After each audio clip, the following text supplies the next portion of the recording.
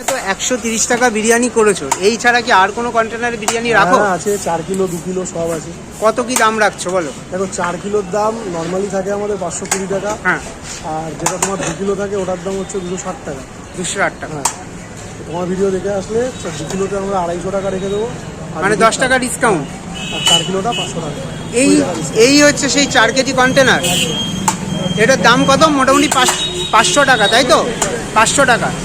তা মধ্যমগ্রামে তো অনেক বিরিয়ানি আছে। দেখুন এই হচ্ছে কিন্তু পিসগুলো যাচ্ছে, দেখুন এই যে 4 কেজির কন্টেনারে 500 টাকায় আর কোথাও কি পাওয়া যাবে? তোমার কি মনে হয়? আমার মনে হয় না মধ্যমগ্রামের বুকে কারোর দেওয়ার ক্ষমতা আছে বিরিয়ানি ছাড়া। দেখুন, আর এই যে ধারণা বলে এটা, তোমার ধারণা বলে, আর এই যে ধরো 4 জনের যদি 130 টাকা করে হয় 520 টাকা, তাতে যা রাইসের কোয়ান্টিটি ধরবে এই 4 কেজি, কোনটাই বেশি ধরবে?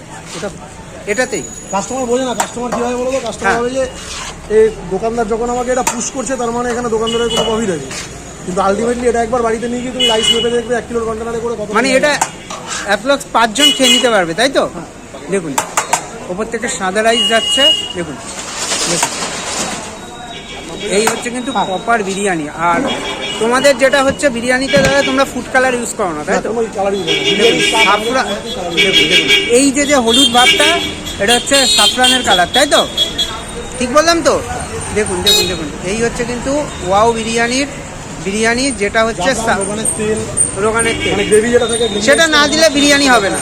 দেখুন, আর দাদা এইটা তো তোমার চিকেন বিরিয়ানি, তুমি 520 টাকা 500 রাখছো যারা ভিডিও দেখে আসছে। আর মাটন হলে সেটা কত দাম রাখছো? মাটন হলে তখন সেটার দাম বেড়ে যাবে। কত রাখছো? তোমার আইডিয়া বলো কত হতে পারে এই বড় জিনিসে মাটন? কম করে 1000 টাকা। কম করে 1000 টাকা, তাই তো? 980 টাকা, 20 টাকা ডিসকাউন্ট। মানে আমি কম করে বললাম, অন্য জায়গায় 1100 1150 কিন্তু দাম হয়েছে, মানে 2025 সালের। একদম। দেখুন এই হচ্ছে কিন্তু ওয়াও বিরিয়ানি। আর কন্ট্যাক্ট নাম্বার একবার দেখিয়ে দিই, এই কন্ট্যাক্ট নাম্বারে ফোন করে দেখুন, 90 টাকা তুমি অর্ডার নিতে পারবে, বা যে কোনো অনুষ্ঠানে তোমরা অর্ডার নাও, তাই তো? হ্যাঁ, যে কোনো অনুষ্ঠান।